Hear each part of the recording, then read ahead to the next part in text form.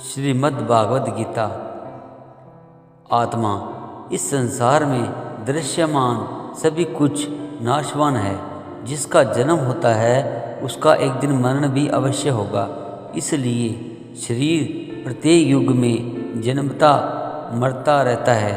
यह समझकर ज्ञानी जन शरीर के संबंध में मोह नहीं करते, किंतु शरीर में विद्यमान आत्मा अजन्मा, अविनाशी, ऐश्वर, अव्यय और नित्य है।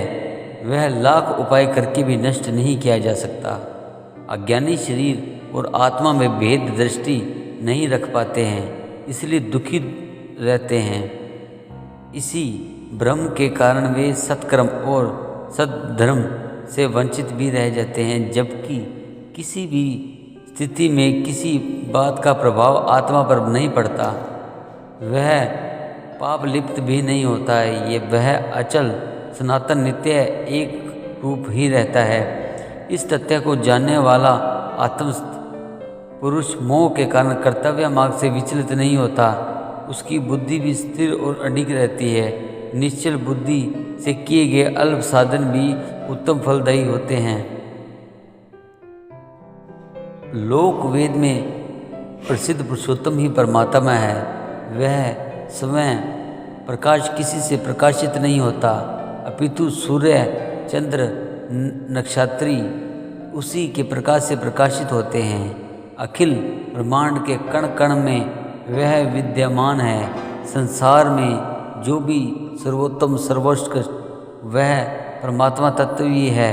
ब्रह्मांड में समस्त ज्ञान, सौंदर्य, तेज, बल उसी परमात्मा का ही रूप है।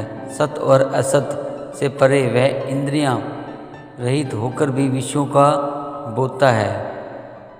वह संसार में उसी प्रकार पिरोया है जैसे मणियों में सूत्र पिरोया जाता है। यद्यपि वह सृष्टि का कर्ता पोषक है और जीवों के शरीर में भी रहता है, किंतु लिप्त नहीं होता।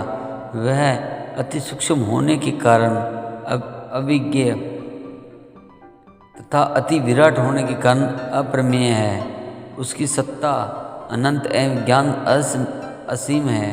वह अनंत ऐश्वर्य एवं विभूतियों का स्वामी है। कोई भी भगवत परायण श्रद्धावान व्यक्ति जो उसे मंद बुद्धि कर्म समर्पित कर अनन्य भक्ति से बचता है, वह उसे प्राप्त कर सकता है।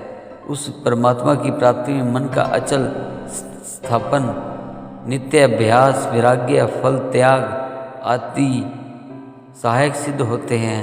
मन इंद्रियों को वश में रखने वाला दृढ़ निश्चय, हर्षामर्ष, उद्वेग रहित, जो शीत उष्ण, मानपमान, सिद्धि असिद्धि को एक सदृश समझता है, वह आत्मसुष्ट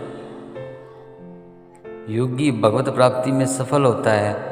दैवी संपत्ति संपन्न व्यक्ति सहज ही परमात्मा तत्व का अधिकारी बन जाता है।